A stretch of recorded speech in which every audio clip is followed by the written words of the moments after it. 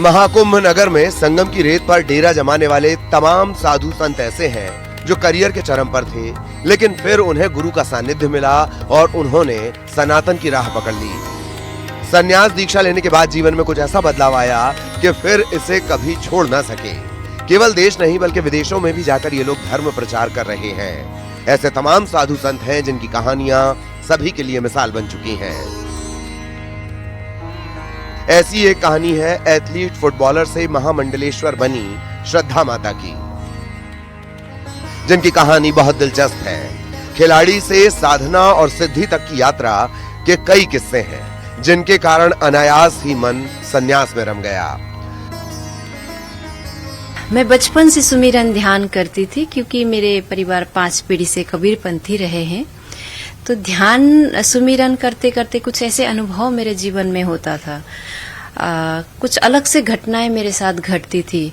जैसे आम लोग जीवन जीते हैं, स्कूल मैंने भी ऐसे ही पढ़ाई किया है। हाँ जी, मुझे बहुत गेम्स वगैरह पसंद रहा, एथलीट्स और फुटबॉल प्लेयर थी, बहुत पसंद था स्कूल में मुझे। इनफैक्ट मुझे ऐसा लगता था कि पढ़ाई से ज्यादा उस तरफ मेरा झुकाव रहा। और दूसरी तरफ मेरा था ध्यान की ओर। ध्यान शब्द को भी नहीं पता, बहुत कुछ तो नहीं पता था, पर कुछ ऐसे घटनाएं जो मेरे अंदर घटता रहता था। और दूसरी तरफ ये था कि मृत्यु को जानने की एक अलग मेरा जिज्ञासा रही। कोई शरीर छोड़ता था तो मुझे लगता था कि मुझे जानना चाहिए। तो कुछ प्रारब्ध रहा है। और जब कभी मुझे जहां मैं रहती थी सिक्किम में, मेरा शरीर सिक्किम का है जी, सुबह उठती थी तो मुझे इसे रात को कभी कोई गांव में शरीर छोड़ने वाला है तो एक मेरे अंदर में मैसेज आता था कि सुबह उठती थी को लगता कि ये शरीर छूट रहा है किसी के, तो उठ के मैं बोल देती थी। तो फिर सब बोलते थे कि नहीं ऐसे नहीं कहते। मैंने कहा मैं नहीं चाहती हूँ उस विषय में कहना, लेकिन ऐसा महसूस हो रहा है तो मैं बोल रही हूँ। महामंडलेश्वर चेतना माता की कहानी भी हैरान करने वाली है। यूपीएससी प्रीलिम पास करने वाली लड़की संत बन गई। भक्ति के सागर में ऐसे डूबी कि फिर सांसारिक जीवन से मन उठ गया।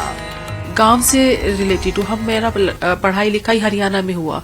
गुड़गांव के पास में जन्म वहाँ हुआ और पढ़ाई लिखाई मैंने हरियाणा से किया। रोहतक यूनिवर्सिटी से ग्रेजुएशन किया, दिल्ली यूनिवर्सिटी से पोस्ट ग्रेजुएशन किया।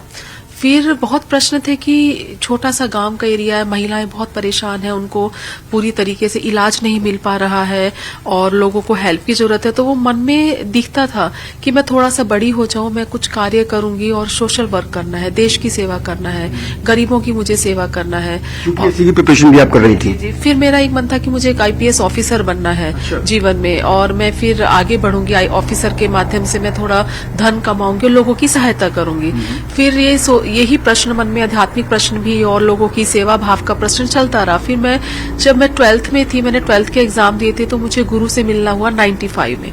95 में गुरु का प्रोग्राम था महायोगी पायलट बाबा जी का। योग माता जी जो हमारी बहुत पूजनीय है, उनकी समाधि थी गुड़गांव के पास में ही एक ग्राम है, वहां पे समाधि थी। तो मैं ऐसे ही मिलने गई थी, तो फिर गुरु जी का दर्शन हुआ और मेरे जो माता का परिवार था वो समाधि वाले गुरु ढूंढ रहे थे। नाना जी तो मेरे खुद ही एक गुरु में थे, लेकिन मामा जी लोग कह रहे थे कि हम जो समाधि लेगा हम उसको गुरु बनाएंगे। तो फिर जब बाबा जी मिले, उन्होंने गुरु बनाया और मैं ऐसे ही अपने आशीर्वाद लेने गई बाबा जी के पास। जब बाबा जी से पहली बार मिली तो बाबा जी बोले, बेटा क्या करना चाहते हो? मैंने उनको अपना बताया, बाबा जी कुछ आध्यात्मिक प्रश्न है, उनमें मैं आगे बढ़ना चाहती हूँ, जानना चाहती हूँ कि मनुष्य के रूप में हम क्यों आए हैं, देवीय शक्तियां क्या है, कहाँ से आती हैं और इतना मनुष्य शक्तिशाली कैसे हो जाता है, और मुझे आगे आईपीएस ऑफिसर बनना आशीर्वाद दो। तो उनका कहना था, बेटा ऑफिसर नहीं बन पाए तो सन्यासी बनना पड़ेगा। महाकुंभ ऐसे तमाम संतों से भरा है जिनकी कहानियां अनोखी हैं। पायलट बाबा के शिष्य शैलेश आनंद महाराज की कहानी भी कुछ ऐसी ही है। फिल्मों में बाल कलाकार का अभिनय किया, फिर यूनिवर्सिटी में छात्र नेता रहे, क्रिकेट की पिच पर भी हाथ आजमाया, लेकिन मन कहीं न लगा, क्योंकि जो सुख अध्यात्म में है वो कहीं और नहीं। देखिए, हर जीवन की अपनी व्यथा है, उनकी अपनी कथा है। मेरा ऐसा मानना है कि मैं 5 बार मरा, 5 बार जिंदा हुआ हूँ। हर बार एक नया किरदार मिला, हर जीवन के अंदर एक नई यात्रा मिली। बचपन के अंदर मेधावी अभिनेता था तो मंचों के ऊपर काफी कार्य करा, लगातार अभिनय क्षेत्र के अंदर बढ़ता रहा। तत्पश्चात क्रिकेट काफी खेला, सीके नायडू, कुछ बिहार, विजय मर्चेंटिंग के अंदर मैं खेलता रहा, विश्वविद्यालय खेला।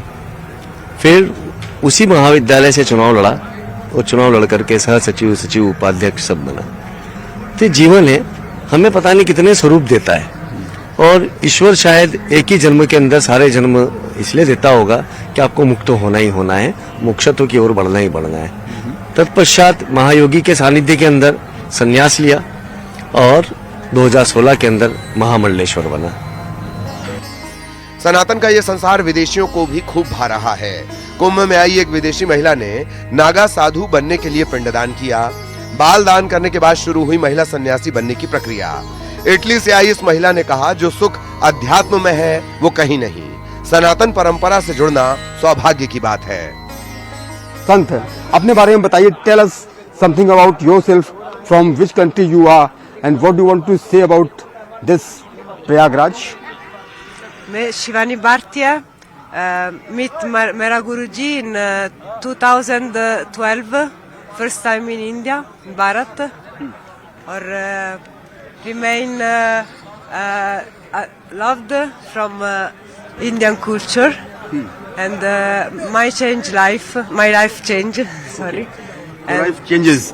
Totally. Since when you are sadhu, how many years did you accept this saint culture? I meet Mera Guruji in 2012, and when I meet Guruji, become already sadhu maybe. From which country you are? You are from Netherlands. Italy. Huh? Italy vale. You are from Italy, and you are excited and you feel very proud that you are in Prayagraj, Tirthraj Prayagraj, such a place. Okay, spiritual place. Very, very lucky for this. I feel very lucky. बाल दान भी आपने किए हैं, आपने hairs भी दान किए हैं। जता जी, अच्छा। स्नान। सनातनी परंपरा और सतमार्ग पर भक्ति की डोर थामे चलना आसान काम नहीं, लेकिन कहते हैं कि अगर मन अध्यात्म में रम जाता है तो फिर कुछ भी अच्छा नहीं लगता, क्योंकि अंतर मन की इस यात्रा में सारी चीजें बेमानी सी हो जाती हैं। Bureau report, news 18।